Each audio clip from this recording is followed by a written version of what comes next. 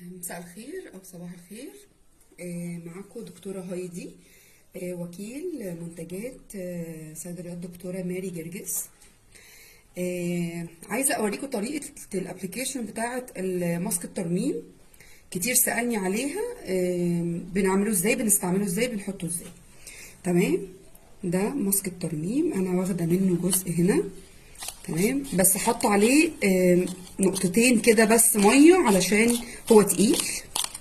تمام، وكان في الفريزر، هو لازم يتحبس في الفريزر لان انتوا عارفين ان منتجات دكتورة ميري كلها طبيعية.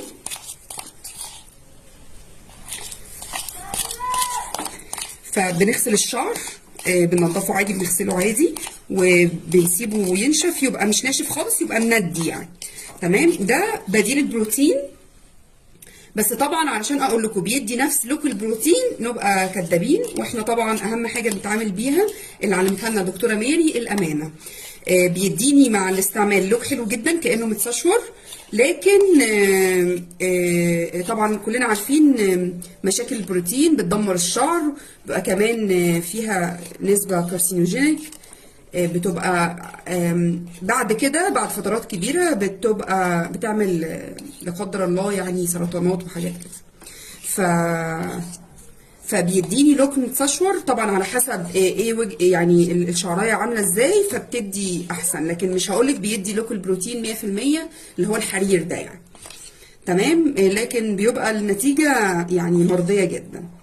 بنستعمله مرتين في الاسبوع، وكل مره بتلاقي تحسن عن المره اللي قبلها. هوريكم طريقته. انا هنا الشعر هنا مغسول، واهو يعني يا دوب طري كده. لفي كده سنه. ايوه، بقسم الشعر وبسلكه على قدر الامكان، وباخد خصله خصله.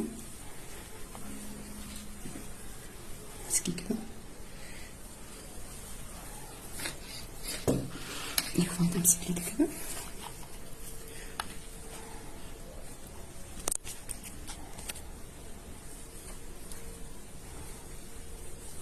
اعمل كده، ويفضل طبعا بحط في جذور الشعر علشان دي حاجات مغذية جدا للشعر.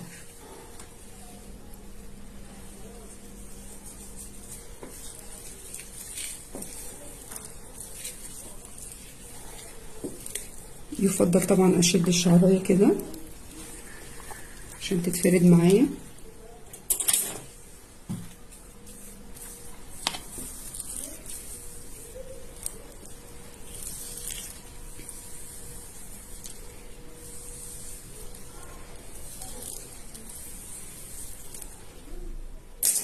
بصوا، انا بحب الم كده خصله خصله، وبعد كده في الاخر خالص بفكه وبلمه مع بعض علشان هوريكم يعني.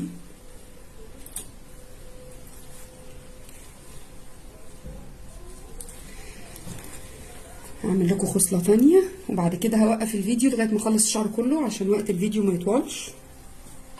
اهو باخد جزء كده. يا جماعه هو تقيل جدا، فانا مطرياه بميه بسيط جدا، يعني نقطتين ميه. ماسك الترميم من منتجات دكتورة ماري جرجس.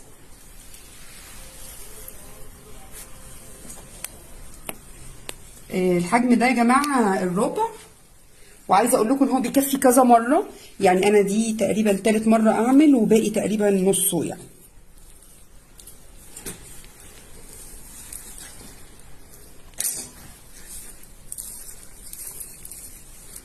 ممكن بعد ما اخلص كل خصلة المهم مع بعض.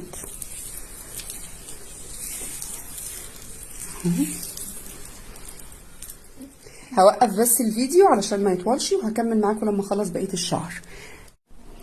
رجعنا لكم تاني مع ماسك الترميم من منتجات دكتورة ميري جرجس. معاكم دكتورة هايدي. انا خلصت الشعر اهو، فانا بشده كله كده.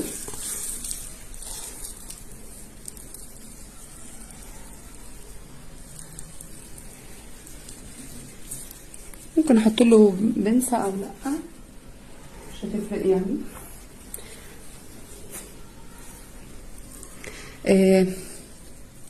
انا عن نفسي بحب احط له ستريتش. تقيلة. بحب الف عليه كده ستريتش. نو تعالي.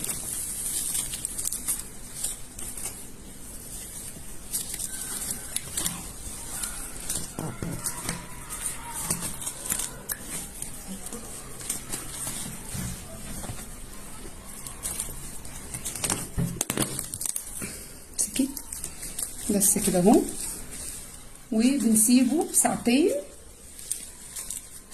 بعد الساعتين بنشطفه كويس جدا، وبعد كده بحته شامبو صغيره جدا، شامبو دكتوره ماري كولاجين، شامبو الكولاجين، شامبو بلسم دكتوره ماري جرجس.